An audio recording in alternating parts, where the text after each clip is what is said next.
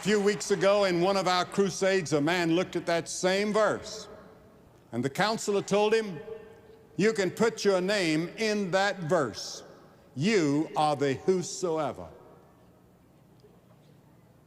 For God so loved the world that he gave his only begotten Son, that whosoever, put your name there.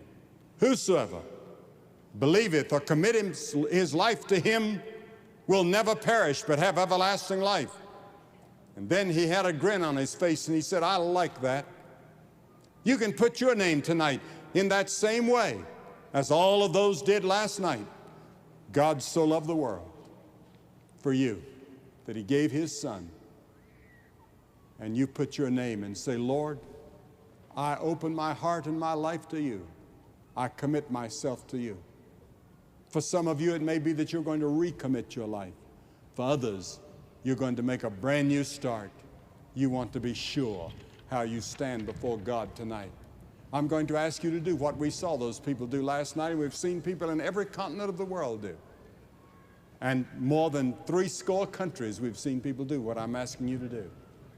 I'm going to ask you to get up out of your seat, hundreds of you, and say tonight, I want to serve Christ, I want to follow Christ, I want to receive Christ. I want to come to the cross. I want to put my confidence and my trust in him. I want my sins forgiven. I want to know I'm going to heaven. I want to be sure that Christ lives in my heart. And after you've all come, I'm going to say a word to you and have a prayer with you. You say, well, Billy, why do you ask people to come forward publicly? Because Jesus, every person Jesus called, he called publicly. And he said, if you're not willing to acknowledge me before men, I'll not acknowledge you before my Father which is in heaven.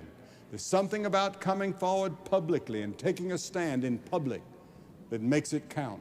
I'm going to ask you, if you come from that gallery up on top, it's going to take you 2 or 3 minutes, so start now.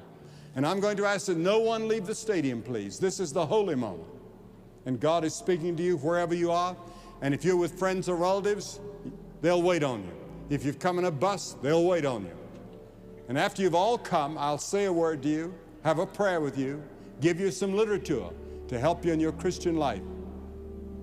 Or you can bring your friend with you, but just get up and come quickly. Hundreds of you.